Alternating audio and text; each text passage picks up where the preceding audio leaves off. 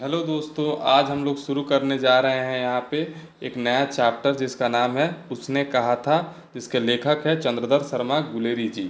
और ये चैप्टर हम लोग बहुत ही अच्छे से यहाँ पे कवर करने वाले हैं। तो इनके बारे में जो है इस चैप्टर में हमें पढ़ना है। तो ध्यान रखिए, लेखक का जो है सबसे पहले जन्म और सबसे इम्पोर्टेंट चीज़ यही होता है कि इनका जन्म कब हुआ था। तो लेखक का जन्म जो है दोस्तों वो हुआ था 7 जुलाई 1883 ईस्वी को। और इनका जो निधन है वो हुआ था 12 सितंबर 1922 ईस्वी को। और इनका जन्म स्थान जयपुर राजस्थान है। दोस्तों इनका जन्म स्थान कहाँ पे है? जयपुर राजस्थान।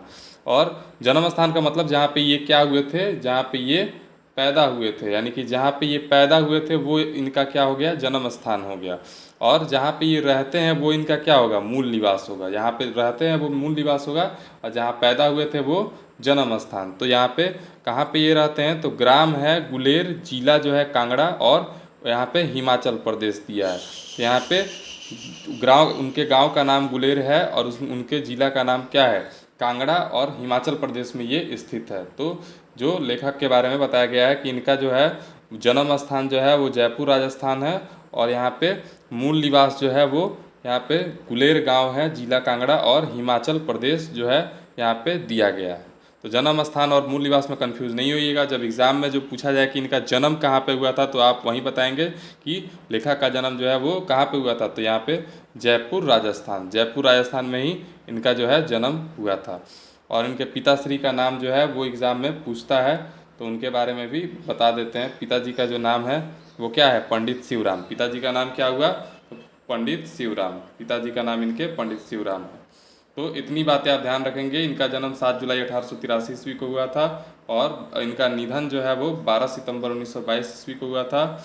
इनका जो जन्म स्थान है जहाँ पे ये पैदा हुए थे वो जयपुर राजस्थान है, और इनका जो मूल निवास है वो कुलेर जिला और कांगड़ा हिमाचल प्रदेश में ये पड़ता है। और पिताजी का नाम इनका हो गया पंडित शिवराम, जो कि आप लोग पढ़ चुके हैं। अब इसके बाद हम लोग इस लेखक के बारे में जो है ये बातें जान चुके हैं, और उसके बाद आगे बढ़ते हैं। आगे जो है दोस्तों इसमें इनके बारे में हम पढ़ेंगे, इनकी शिक्षा के बारे में। तो इनकी शिक्षा के बारे में हम जान लेते हैं कि इनकी शिक्षा कहाँ तक हुई और कितनी हुई। तो इनकी शिक्षा जो है दोस्तों उसके बारे में हम पढ़ेंगे। तो बचपन में इन्होंने जो है संस्कृत की शिक्षा क्या की? हासिल की। तो इन्होंने संस्कृत की शिक्षा बचपन में हासिल की, और उसके बाद जो है 1899 में इलाहाबाद तथा कोलकाता विश्वविद्यालयों से क्रमशः एंट्रेंस तथा मैट्रिक किया।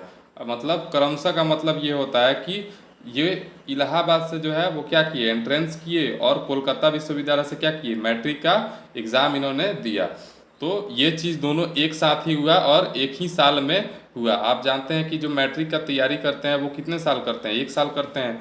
तो 1 साल जो है मैट्रिक का तैयारी हुआ, साथ साथ ही ये एंट्रेंस एग्ज़ाम का भी तैयारी किए। तो इलाहाबाद से जो है एंट्रेंस दिया इन्होंने, और कोलकाता विश्वविद्यालय से क्या किए? मैट्रिक दिया।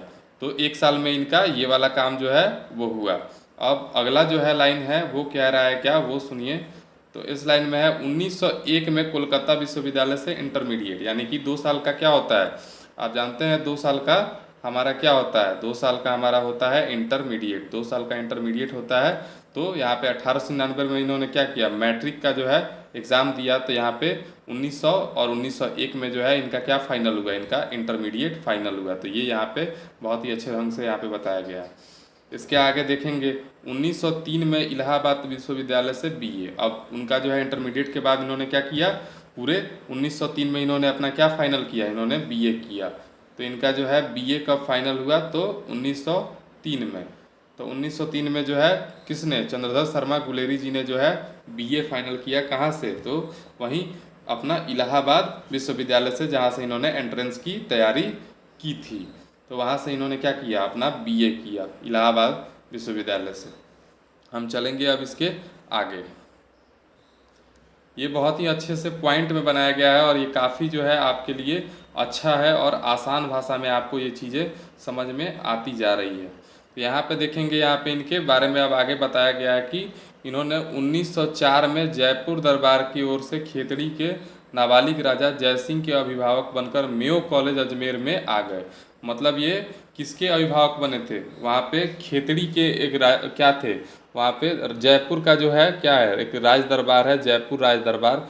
वहाँ पे खेतड़ी जो है एक जगह है जहाँ पे नाबालिग राजा थे जय सिंह, और उनके अभिभावक बनकर ये कहाँ आए थे, मेयो कॉलेज में ये दाखिला ले लिए। मतलब उनके अभिभावक बनकर के ये मेयो कॉलेज जो है आ गए, और वहाँ से अजमेर में ये आ गए। तो ये किसके यहाँ पे किसके अभिभावक बनकर के आए थे, तो राजा जय सिंह के अभिभावक बनकर के ये कौन से कॉलेज आ गए, मेयो कॉलेज। तो इस बात का आप लोग ध्यान रखेंगे, ये इम्पोर्टेंट है। उसके बाद यह है, यहाँ पे जयपुर भवन छात्रावास के अधीक्षक भी रहे। यानी कि वहाँ पे छात्रावास यानी कि क्या होता है, छात्रावास किसको बोलते हैं, तो छात्रावास बोलते हैं किसको, हॉस्टल को। छात्रावास बोलते हैं हॉस्टल को। तो ये जो है छात्रावास के अधीक्षक रहे वहाँ पे, यानी कि उस हॉस्टल की इन्होंने देखरेख की। तो वहाँ पे ये क्या रहे, वहाँ पे अधीक्षक रहे, कहाँ, जयपुर भवन में जो छात्रावास था, हॉस्टल था। अब उसके आगे जो है इसमें दिया हुआ है आपका कि 1916 में संस्कृत विभाग के अध्यक्ष रहे। वहाँ पे 1916 ईस्वी में इन्होंने संस्कृत विभाग भी जो है संभाला था। तो 1916 में ये क्या बने थे, संस्कृत विभाग के अध्यक्ष बने थे। इस बात का भी आप लोग ध्यान रखेंगे। यहाँ पे छात्रावास के पहले क्या रह चुके हैं, अधीक्षक रह चुके हैं। उसके बाद यहाँ पे 1916 ईस्वी में जो है इन्होंने संस्कृत विभाग को भी संभाला।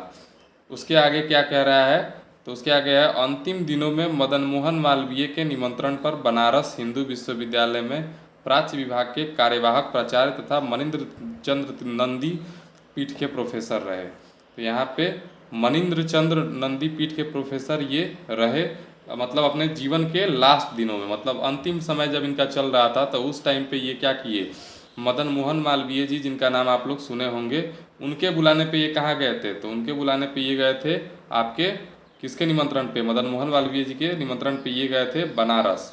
और बनारस जा कर के वहाँ पे बनारस हिंदू जो यूनिवर्सिटी है, विश्वविद्यालय है, उसका इन्होंने प्राच्य विभाग के कार्यवाहक का और प्राचार्य तथा प्राचार्य जो है वहाँ पे बनना ये स्वीकार किए। तो ये बात आपको पता रहना चाहिए। और मनिंद्र चंद्र नंदी पीठ के प्रोफेसर, दो चीज़ जो है ये अपने मरने के दिनों में किए हैं। यहाँ पे मनिंद्र चंद्र नंदी पीठ के प्रोफेसर रह चुके हैं। और आपका जो बनारस हिंदू विश्वविद्यालय है, जिसे हम क्या बोलते हैं, जिसे हम BHU भी कहते हैं। तो अगले स्लाइड पे हम लोग चलते हैं। तब ये क्या कह रहा है, इनके संपादन के बारे में अब हम लोग पढ़ने वाले हैं, इनके संपादन के बारे में। अब इनके संपादन में जो कुछ है उसके बारे में हम लोग यहाँ पे क्या करेंगे, पढ़ेंगे। तो यहाँ पे है समालोचक काशी नगरी प्रचारिणी पत्रिका। तो इन्होंने संपादन किस चीज़ का किया, समालोचक और काशी नगरी प्रचारिणी पत्रिका का इन्होंने क्या किया, संपादन किया। उसके बाद अगला है रचना। तो इनके रचना के बारे में जो है हम लोग देखेंगे, इनका रचना क्या है। तो इनकी रचनाएं जो है उसके बारे में पढ़ेंगे, जो कि काफ़ी इम्पोर्टेंट है, क्योंकि ये लेखक जो है इनके बारे में सवाल जो है बहुत आता है। तो कहानियों के बारे में पहले देख लेते हैं कि इनकी कहानियाँ कौन कौन सी थी। तो कहानियों के बारे में एक बार देखते हैं। कहानियाँ थी इनकी सुखमय जीवन, जो कि इन्होंने 1911 ईस्वी में लिखा था। बुद्धू का कांटा 1911 में लिखा था। उसने कहा था, ये भी उन्होंने कब लिखा था, 1915 में। मतलब 1911 से लेकर 1915 तक जो है ये क्या कर रहे थे, खूब सारी कहानियाँ लिख रहे थे। 1911 से 1915 तक ये 3 कहानी ही लिखे हैं मात्र। ये सवाल भी आता है कि इन्होंने, किसने, चंद्रधर शर्मा गुलेरी जी ने मात्र 3 कहानियाँ क्या है लिखी है, और ये है सुखमय जीवन, उसके बाद बुद्धू का कांटा और उसने कहा था, जिसमें से उसने कहा था जो है आपका सबसे जो है इम्पोर्टेंट है, और आप इसको पढ़ भी रहे हैं। इसी चैप्टर के बारे में आप लोग आगे पढ़ने वाले हैं इस लेखक परिचय के बाद। तो उसने कहा था सबसे इम्पोर्टेंट है, जिसे मील का पत्थर भी कहा जाता है। तो इस बात का आप लोग ध्यान रखेंगे। आगे है आपका निबंध लेखन। तो निबंध लेखन एक बार देख लीजिए, इनका कौन कौन सा इन्होंने क्या किया है, निबंध लिखा है। तो इन्होंने प्राच्य विद्या, इतिहास, पुरातत्व, भाषा विज्ञान और सामयिक विषयों पर जो है ढेर सारे जो है निबंध लिखा है। तो हम लोग आगे चलते हैं।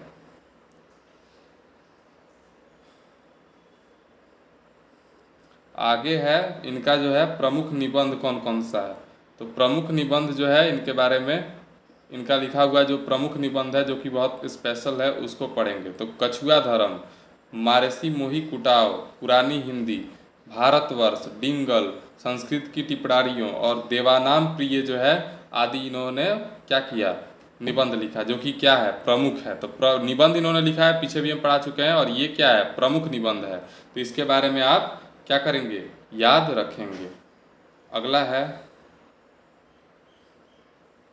अगला है टिप्पणियाँ। तो इन्होंने टिप्पणियाँ की। तो टिप्पणी क्या होता है, जैसे कि किसी किसी सब्जेक्ट पे जो है अपना जो है बात रखना, उसको क्या बोलते हैं, उसको बोलते हैं टिप्पणी करना। तो टिप्पणी देखेंगे क्या क्या इन्होंने किया है। तो अनुवादों की बाढ़, खोज की खाज, क्रियाहीन हिंदी, वैदिक भाषा में प्राकृतपन, तो ये जो है आदि इन्होंने क्या किया, टिप्पणी किया। तो इन सब चीज़ों को भी याद रखेंगे, इससे क्वेश्चन आपका बन सकता है।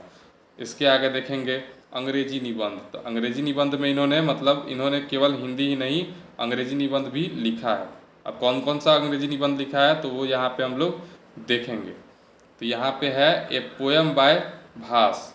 ये भास के द्वारा जो है पोएम लिखा है। ये पोएम बाय भास जो है ये इन्होंने अंग्रेजी में लिखा है निबंध। एक कमेंट्री ऑन वात्सायन कामसूत्र यहाँ पे। उसके बाद दी लिटरेरी क्रिटिसिज्म। ये तीन जो है इन्होंने क्या किए हैं, अंग्रेजी में निबंध लिखे हैं। तो ये हिंदी में ही नहीं बल्कि अंग्रेजी में भी क्या लिखते हैं, निबंध लिखते हैं, जो कि इन्होंने 3 के संख्या में लिखे हैं। ये पोएम बाय भास, उसके बाद एक commentary on Vatsyayana Kamasutra, the literary criticism, ये 3 जो है इन्होंने क्या लिखा है, तो अंग्रेजी निबंध लिखा है। इसके आगे अगर आप देखेंगे तो देश प्रेम को लेकर कुछ कविताएं भी ये लिख चुके हैं।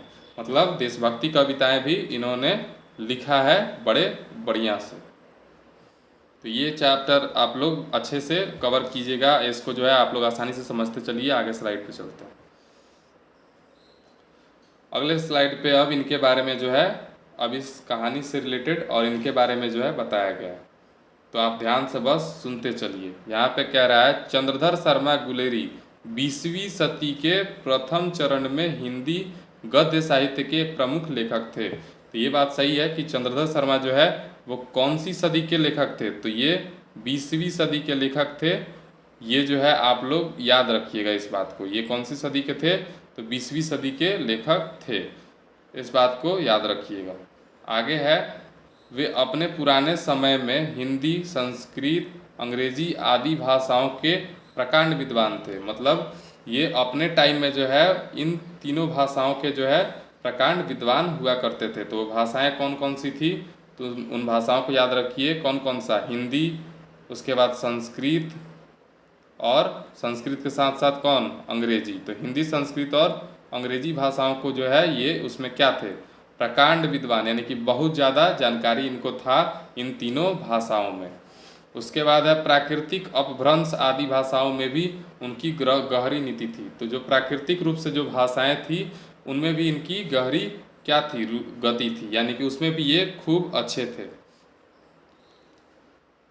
पुरातत्व, इतिहास, भाषा शास्त्र आदि विषयों का उनका ज्ञान अपने समय में जो है अद्यतन और तलस्पर्शी माना जाता था।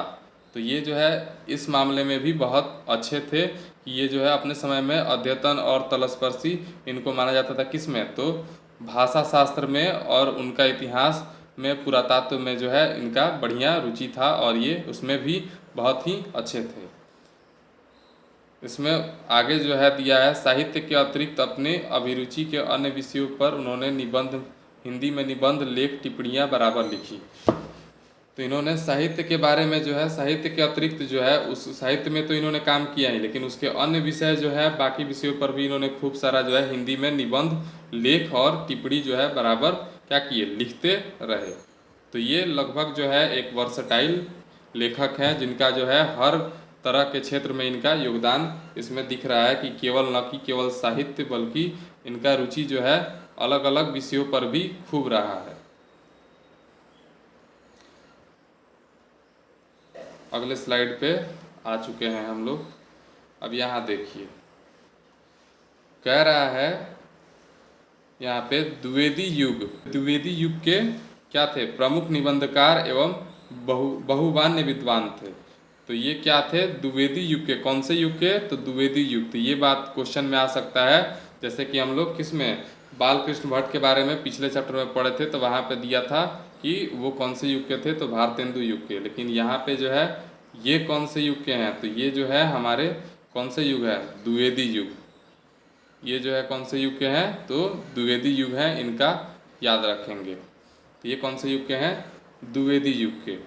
उसके बाद यहाँ पे लिखा है, गूढ़ और विदग्ध हास परिहास तथा व्यंग से परिपूर्ण अपनी कलात्मक भाषा शैली को देखते हुए वे अपने समय से बहुत आगे दिखाई पड़ते हैं। वस्तुतः वे अपने युग के अत्यंत प्रभावशाली और समर्थ लेखक थे। ये बात बिल्कुल सही है।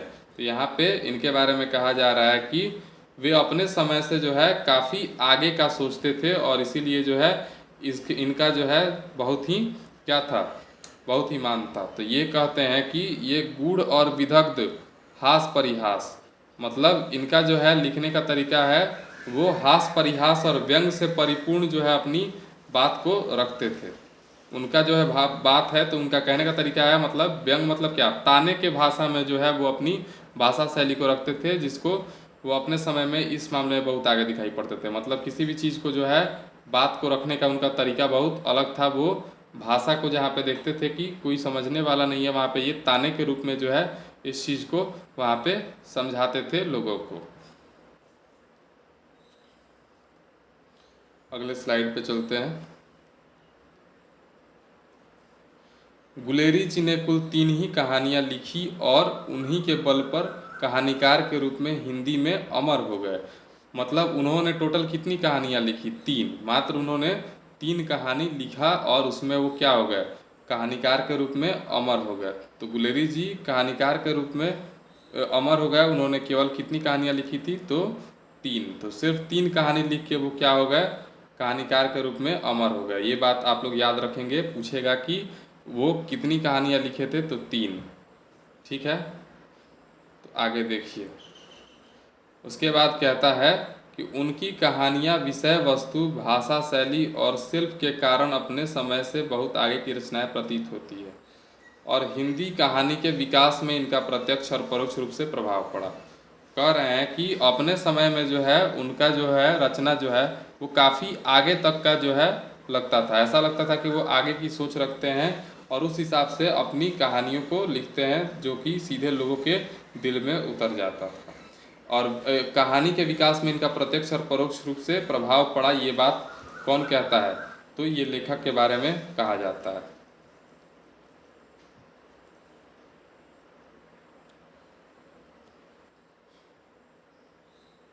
यहाँ है, संस्कृत का इतना बड़ा पंडित और शास्त्र निम्नांत, गंभीर प्रकृति का विद्वान, ऐसी सर्जनात्मक भाषा शैली में कल्पना और यथार्थ के ऐसे संतुलन संसाधन के साथ आधुनिक कथ्यों वाली ये कहानियाँ लिख सका, यह सचमुच चमत्कृत कर देने वाली, आश्चर्य से भर देने वाली रचनात्मक घटना है। तो ये बात बिल्कुल सही है कि उस टाइम पे, मतलब उस ज़माने में इन्होंने इस तरह का जो है कार्य किया कि लोग इनको आज भी याद रखते हैं, क्योंकि उस टाइम पे इस तरह का जो है कलाकृति दिखाना जो कि बहुत ही मुश्किल है। इनकी कहानी में इतनी रचनात्मकता थी कि लोग जो है इनसे हमेशा दंग रहते हैं कि उस टाइम पे इन्होंने इतना जो है रचनात्मक क्रियता कैसी दिखाई और किस तरह से जो है इसको अपनी कहानियों में सोच करके लिखा। तो ये वाकई जो है प्रशंसा के पात्र हैं। तो ये बात लोग कहते हैं इनके बारे में कि ये संस्कृत का बहुत बड़ा क्या थे? पंडित और शास्त्र के निम्नांत थे। मतलब शास्त्रों के ज्ञाता और बहुत बड़े क्या थे? पंडित थे ये। तो ये बात आप लोग याद रखेंगे कि जो यहाँ पे कौन चंद्रधर शर्मा गुलेरी जी हैं वो संस्कृत के बहुत बड़े क्या थे? तो ज्ञाता थे। तो ये बात हमेशा याद रखेंगे कि संस्कृत के बहुत बड़े ज्ञाता कौन थे? तो चंद्रधर शर्मा गुलेरी। अगले स्लाइड पे चलेंगे। यहाँ पे है, ये कहानियाँ अपनी भाषा शैली और शिल्प को लेकर आज भी उतनी ही तरोताज़ा और रचनात्मक कौतिक सरीखी प्रतीत होती है। मतलब ये कहानी जो है पुरानी हो चुकी है, लेकिन आज भी जो है ये उतनी ही तरोताज़ा है जितनी की पहले थी। कौतुक का अभिप्राय कतई यह नहीं कि इनकी विषय वस्तु या तथ्य कम महत्वपूर्ण अथवा अगंभीर हो। मतलब कौतुक मतलब इसका मतलब ये नहीं है कि इनकी जो कहानी है वो क्या है?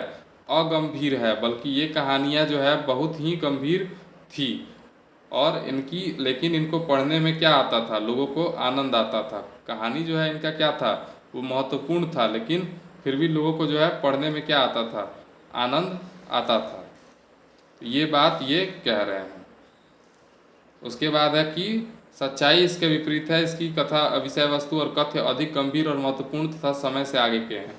मतलब लोगों को ये लगता नहीं था पढ़ के कि इतना गंभीर जो है ये लिख सकते हैं, लेकिन इनका जो रचना था वो उस समय से जो है काफ़ी आगे तक का उसमें गंभीरता आपको महसूस होती थी। और उनकी रचना को पढ़ने के बाद ये आपको आभास होता था कि इनका जो सोच है वो काफ़ी जो है आगे का है।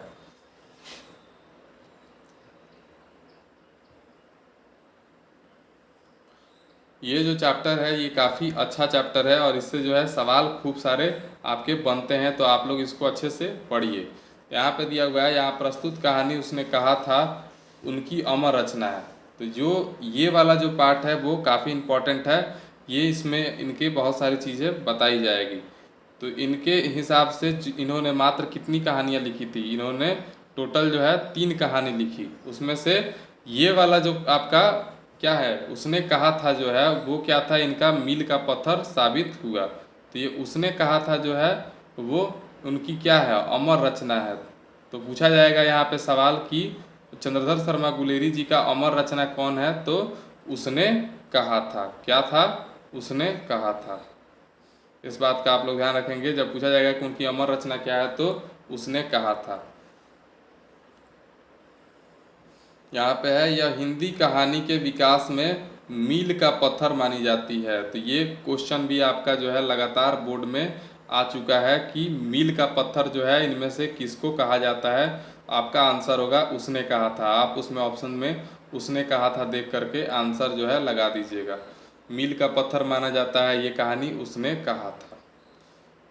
यह एक कालजयी रचना है, ये भी एक सवाल बन सकता है। पूछा जाएगा, आपको 4 ऑप्शन दे देगा और उसमें से पूछेगा कि इसमें से कालजयी रचना कौन सी है, तो वो कहानी का नाम दिया रहेगा क्या, उसने कहा था, तो आप उसमें लगा देंगे। प्रसिद्ध फिल्मकार विमल राय ने इस कहानी पर फिल्म भी बनाई थी और इसके नाटक अनेक नाट्य रूपांतर हो चुके हैं। शुद्ध प्रेम की आध्यात्मिक अनुभूति और उसकी स्वाभाविक अंतर्गमय अभिव्यक्ति इस कहानी का कथ्य है। उत्सर्गमय अभिव्यक्ति इस कहानी का तथ्य है। तो आगे चलते हैं।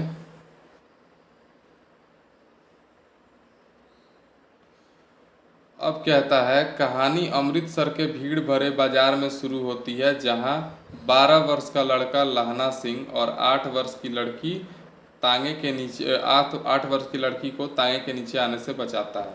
तो कहानी शुरू यहाँ से आपकी हो रही है। यहाँ पे बता रहा है कहानी के बारे में कि लहना सिंह जो है आपका मेन कैरेक्टर जो है लहना सिंह, वो कितने साल का है, तो लहना सिंह जो है 12 साल का था। कितने साल का, 12 साल का। तो ये सवाल भी आपका बनता है कि लहना सिंह कितने वर्ष का था, 12 वर्ष का। लड़की कितने वर्ष की थी, तो 8 वर्ष की। लड़की कितने वर्ष की थी, 8 वर्ष की। लहना सिंह 12 साल का और लड़की 8 वर्ष की, जो कि तांगे के नीचे आने वाली थी, लेकिन किसने बचा लिया, तो लहना सिंह ने। तो यहाँ पे आगे हम कंटिन्यू करेंगे। लड़का लड़की को यह पूछते हुए छेड़ता है, तेरी कुड़माई यानी कि मंगनी हो गई है। लड़की धत कहकर भाग जाती है। तो ये पूछता है लड़का कि तेरी कुड़माई हो गई है, लड़की जो है धत कह के भाग जाती है। लेकिन एक दिन वह धत कहकर भागने की बजाय कहती है, हाँ कल हो गई, देखते नहीं, या रेशम के फूलों वाला सालू। लहना सिंह हतप्रभ रह जाता है। तो मतलब हमेशा जो है उस दिन जो है जिस दिन से वो तांगे के नीचे आने से लहना सिंह ने उसको बचाया था, तो उसके बाद से जो है लड़की से वो हमेशा जो है छेड़ते हुए पूछता कि तेरी कुड़माई हो गई है। तो लड़की जो है क्या बोलती कि लड़की जो है बोलती कि धत, और उसके बाद क्या करती, भाग जाती। लेकिन एक दिन जो है वो लहना सिंह पूछा उससे कि तेरी कुड़माई हो गई है, तो वो क्या बोली, हाँ कल हो गई। क्या बोली, हाँ कल हो गई, देखते नहीं। यहाँ पे बोल रही है कि देखते नहीं, यहाँ रेशम के फूलों वाला सालू। और उसके बाद लहना सिंह जो है वो बिल्कुल ही क्या रह गया, हतप्रभ रह गया यहाँ पे। यानी कि उसको क्या लगा, लहना सिंह को जो है उस दिन सदमा लगा और वो क्या हो गया, सोचने लग गया और वो स्तब्ध रह गया, बिल्कुल एक झटका सा उसको लग गया। आगे कहानी में चलते हैं। तो अभी ये कहानी नहीं है, बस उसके बारे में बताया जा रहा है। कहानी की शुरुआत होने वाली है, इसलिए उसके बारे में थोड़ा डिटेल दे रहा है। तो उसके बाद लहना सिंह से भेंट प्रथम विश्व युद्ध के मोर्चे पे होती है। तो जब प्रथम विश्व युद्ध हुआ था, पहला वर्ल्ड वार, तो उसमें जो है इनकी भेंट होती है। वह याद करता है कि छुट्टी के बाद घर से लाम पर जाते समय वह सूबेदार हजारा सिंह के घर गया था। वहाँ सूबेदारनी ने उसे एकांत में बुलाकर कहा था, मेरे पति और बेटे बोधा का ख्याल रखना। यह सूबेदारनी बचपन में अमृतसर में मिली वही लड़की थी जिसका उम्र उस वक्त 8 साल था, और 12 साल के लहाना सिंह ने उसको क्या किया था, बचाया था। तो वो अब क्या हो चुकी थी, वो अब सूबेदारनी हो चुकी थी। तो जो लहना सिंह जिसको बचाया था वो अब क्या हो चुकी थी, वो अब सूबेदारनी हो चुकी थी, यानी कि सूबेदार की पत्नी बन चुकी थी। और ये जो है इस कहानी की नायिका है। तो आप लोग इसके बारे में पढ़ेंगे आगे, कहानी जब पढ़ाएंगे हम। तो आगे चलते हैं। आगे दिया हुआ है इसमें, लहना सिंह सूबेदारनी के प्यार की उस किरण को दुनिया से बचाकर अपने हृदय में संजोए रहा, और युद्ध में अपने प्राणों की बलि देकर भी हजारा सिंह और बोधा सिंह की रक्षा की। यानी कि जो लहना सिंह था वो क्या करता था, वो सूबेदारनी को जो है चाहता था, लेकिन उस वक्त जो है इनका जो है विवाह नहीं हो सका, क्योंकि उसका शादी जो है कहीं और जो है फिक्स हो चुका था, मंगनी हो चुका था। किसकी, तो उस सूबेदारनी की, जो कि उस वक्त लड़की थी, और अमृतसर में वो लोग मिले थे। तो कहानी में आगे हम पढ़ाएंगे, बस ऐसे ही बता दे रहे हैं। तो यहाँ पे जो है इतना बता रहा है कि बोधा सिंह जो है उसके पति और उसके बेटे की रक्षा अपने प्राणों की बलि दे करके करता है। मतलब अपने प्राणों की बलि दे करके वो हजारा सिंह जो उसका पति था, और बोधा सिंह जो इसका बेटा था, किसका, सूबेदारनी का। और सूबेदारनी वो लड़की थी जिससे वो प्यार करता था, तो उसकी प्राणों की रक्षा जो है उसने की। तो ये बात यहाँ पे बताया जा रहा है। आगे देखिए, इसमें कहानी की घटना में स्वाभाविक नाटकीयता है, जो मन पर उत्कर्ष की ओर संचलन करती हुई गतिशीलता के कारण जबरदस्त असर डालती है। अब इस कहानी में जो है आपका असर बहुत पड़ेगा इस कहानी का, आप पढ़िए आगे तो समझ में आएगा। ये कहानी जो है बहुत ही इंटरेस्टिंग है, और इसमें एक नाटकीय चित्रण किया गया है, जिसमें हीरो हीरोइन की तरह जो है लहना सिंह और वो सूबेदारनी है, इसमें कैरेक्टर प्ले करेंगे। आगे चलिए, इसमें दिया हुआ है, आगे हम लोग पढ़ेंगे। इस तरह प्रभान्वित जो कहानी का प्राण मानी जाती है, उसका अद्भुत रचाव है। वातावरण की सृष्टि करने में लेखक को अपूर्व सफलता प्राप्त हुई। आरंभ से ही एक कौतूहल पाठक को अपने प्रभाव में बांध लेता है, और कहानी को उत्कर्ष बिंदु पर पहुंचाकर ही विराम लेता है, किंतु तब तक कहानी का प्रभाव मन में गूंजता रह जाता है। कह रहा है कि ये जो लेखक हैं वो कहानी को इस तरह से लिखते हैं कि वो कहानी जो है बिल्कुल ही उस साहित्य का प्राण बन गया, और उसके बाद अपने पाठक को लुभाने की इनमें कला जो है खूब है। यानी कि उनका कितना भी हल्ला गुल्ला करने वाला पाठक हो, वो इस कहानी को पढ़ के बिल्कुल ही उसमें खो जाता है। और यही इनकी क्या है, खासियत है, वो बांध लेता है अपने आप में। कहानी ऐसा है जो कि अपने आप में ही क्या करता है, पाठक को बांध लेता है अपने प्रभाव से। और ये प्राण मानी जाती है किस चीज़ की, साहित्य की, जो कि ऐसी कहानी है। और कहानीकार जो है उसको उत्कर्ष बिंदु पर पहुंचा कर ही विराम लेता है। कहानी को जो है अपने उस लेवल पे पहुंचा कर रखता है जहाँ पे जो है इसका प्रभाव सीधे आपके मन पे पड़ जाता है कि क्या कहानी थी और किस तरह की इसमें आपका नाटकीय चित्रण था। आगे चलेंगे। अब देखिए, अब हर लेखक का जो है, कुछ लोग जो है कुछ अलग रचनाकार जो होते हैं तारीफ करते हैं। उसमें भी किए थे, इसमें भी है। उसमें रामचंद्र उनका जो है बालकृष्ण भट्ट का जो है तारीफ किए थे वहाँ पे रामविलास शर्मा। लेकिन यहाँ पे जो है, यहाँ पे तारीफ कौन कर रहा है, यहाँ पे तारीफ स्वयं रामचंद्र शुक्ल, जो कि हिंदी साहित्य के बहुत ही बड़े जो है लेखक माने जाते हैं, उन्होंने इनका जो है क्या किया है, तारीफ किया है। किसका, तो इनका चंद्रधर शर्मा गुलेरी जी का। इसके बारे में हम लोग पढ़ लेते हैं थोड़ा सा। उसने कहा था, मैं पक्के यथार्थवाद के बीच, सुरुचि की चरम मर्यादा के भीतर, भावुकता का चरम उत्कर्ष अत्यंत निपुणता के साथ संपुटित है। मतलब इस कहानी में जो मर्यादा है उसको बहुत ही ध्यान में रखा गया है। भावुकता इसमें दिखाई गई है, लेकिन यहाँ पे क्या है, इसमें बहुत ही निपुणता के साथ इस कहानी को लिखा गया है। घटना इसकी ऐसी है जैसी बराबर हुआ करती है। अब गुलेरी जी से जो है लोगों की बहुत एक्सपेक्टेशन रहती है, क्योंकि वे जो है कहानी बहुत बढ़िया लिखते हैं। तो बराबर जैसे हुआ करती है वैसे ही है, पर उसमें भीतर से प्रेम का एक स्वर्गीय स्वरूप झांक रहा है। लेकिन इस कहानी में खास बात यह है कि इसमें प्रेम का वर्णन है, और ऐसा प्रेम जो कि बिल्कुल ही मर्यादा के भीतर है। और इस प्रेम को जो है वर्णित किया है किसने? लेखक ने। यहाँ पे कह रहा है केवल झांक रहा है, निर्लज्जता के साथ पुकार या कराह नहीं रहा है। मतलब ऐसा प्रेम नहीं है जो कि दिखावा है केवल और निर्लज्जता का जो है सीमा पार कर रहा है, वैसा वाला प्रेम नहीं है। ये प्रेम है बिल्कुल ही केवल झांक रहा है, लेकिन उसमें कहीं भी निर्लज्जता नहीं दिखाई दे रही है। कहानी भर में कहीं प्रेम की निर्लज्जता, प्रगल्भता, वेदना की विभत्स विवृत्ति नहीं है। मतलब कहीं से भी आपको ये कहानी जो है प्रेम के बारे में तो है, लेकिन कहीं से आपको ऐसा नहीं लगेगा कि इस कहानी में जो है निर्लज्जता का जो है सीमा पार किया गया है। तो ये इसमें ध्यान रखा है। सुरुचि के सुकुमार स्वरूप पर कहीं आघात नहीं पहुंचता है। मतलब जितना जो है सुरुचि के सुकुमार, मतलब कहने का है कि जो इसमें लेखक का कैरेक्टर है उस पर किसी प्रकार का कोई दाग नहीं इसमें होता है, और पढ़ने वाले को किसी प्रकार का कोई आघात नहीं पहुंचेगा। इसकी घटनाएं ही बोल रही है, पात्रों के बोलने की अपेक्षा नहीं है। मतलब इसके पात्र जो है कम बोल रहे हैं, लेकिन इनका जो सिचुएशन है, इनकी जो घटना है वो आपको ज़्यादा फील होगा, ज़्यादा ये बोल रहे हैं। ये बात कौन कहते हैं? तो हमारे हिंदी जगत के बहुत ही बढ़िया और एक खास लेखक रामचंद्र शुक्ल जी ये कहते हैं इनके बारे में। तो ये बात आप लोग ध्यान रखेंगे कि ये बात इनकी तारीफ जो है, इनकी तारीफ में ये किसने कहा है? तो रामचंद्र शुक्ल जी ने स्वयं कहा है। किसको? तो चंद्रधर शर्मा गुलेरी को। तो आप लोग का है यहाँ पे जो है ये ख़त्म होता है, और आप लोग आपका लेखक परिचय जो है काफ़ी अच्छे से बहुत बेहतरीन पॉइंट के साथ आपका समाप्त होता है। तो अगर आप लोगों को जो है ये वीडियो अच्छा लगा हो तो यहाँ पे क्या कीजिएगा, हमारे चैनल को सब्सक्राइब जरूर कीजिएगा, और आप बने रहिएगा, आगे भी आपको ऐसे ही बेहतरीन वीडियो मिलते रहेंगे इस चैनल पे। धन्यवाद।